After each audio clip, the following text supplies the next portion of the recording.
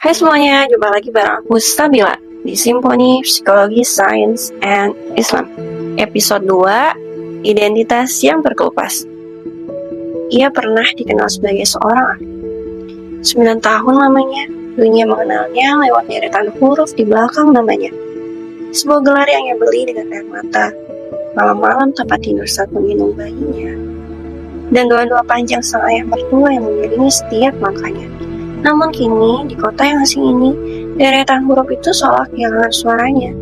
Saat ia melangkah keluar rumah, tak ada lagi yang memanggilnya ibu. Tak ada lagi riuh rendah murid yang menanti petuahnya. Ia menatap ijazahnya di dalam bak yang mulai berdebu, dan ia bertanya pada sunyi, jika gelar itu dicopot dariku, apakah yang tersisa dariku hanyalah kekosongan? Dalam laboratorium kimia yang dulu ia cintai, ia sering mengajarkan tentang energi ionisasi.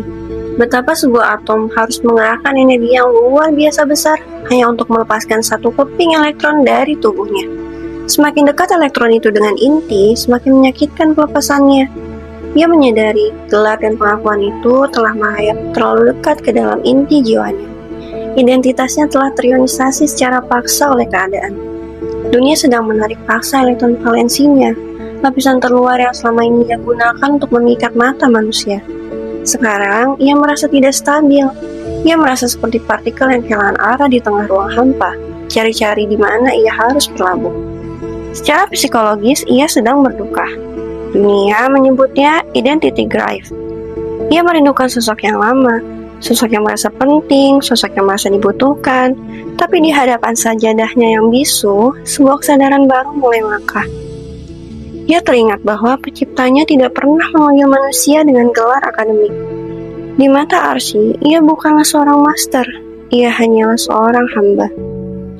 Allah sedang mengelupas lapisan-lapisan palsu yang selama ini ia banggakan. Allah sedang memaksanya untuk menanggalkan jubah pendidik agar ia bisa belajar menjadi murid kembali. Proses ini pedih, seperti kulit yang terkelupas, namun di bawah lapisan yang perih itu, ada kulit baru yang lebih murni. Ia tidak lagi butuh tepuk tangan manusia untuk merasa berharga. Ia mulai paham bahwa ia tidak kehilangan dirinya, ia hanya kehilangan topengnya. Seperti matahari yang tetap menyala meski tertutup kabut tebal, ia tetaplah cahaya. Bahkan saat tak ada satupun orang di kota ini yang menyadari keberadaannya. Ia menutup bab ijazahnya dengan perlahan. Ia tidak lagi mencari pantulan dirinya di mata orang lain, karena ia tahu di mata rohnya ia sudah cukup. Nantikan perjalanan ia selanjutnya saat tubuhnya mulai membocorkan rahasia yang ia simpan rapat dalam hati. Pada episode 3, luka yang bicara melalui pori-pori.